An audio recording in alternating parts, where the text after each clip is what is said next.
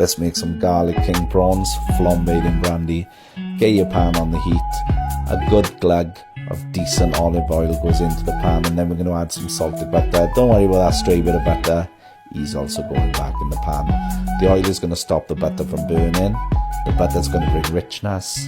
The garlic that I've just added in, that's going to get mixed through the butter and the oil and bring even more richness and build on that base of flavour. Going to give it a little shake there, get it all in. Little squeeze of lemon. This is going to bring the heat of the pan down, stop the garlic from burning, but also add that zestiness and a little bit of acidity. Another chefy shake there. In now with the king prawns. I'm using cooked king prawns. You can use raw if you want. We're going to get them tossed around and on that lovely flavour, all the butter, the oil and the garlic. Sprinkle over a bit of parsley.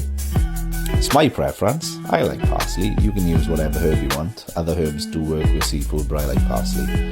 Okay, now we've got those prawns starting to warm through in the pan. We're going to bring in the brandy. So I'm going to give it a decent bit of brandy, just a shake all over. And then we're going to tilt the pan into the flames and flambe it. Once those flames die down, your prawns will be ready. Give them 2 minutes, serve them up. They're going to be absolutely sweet and delicious.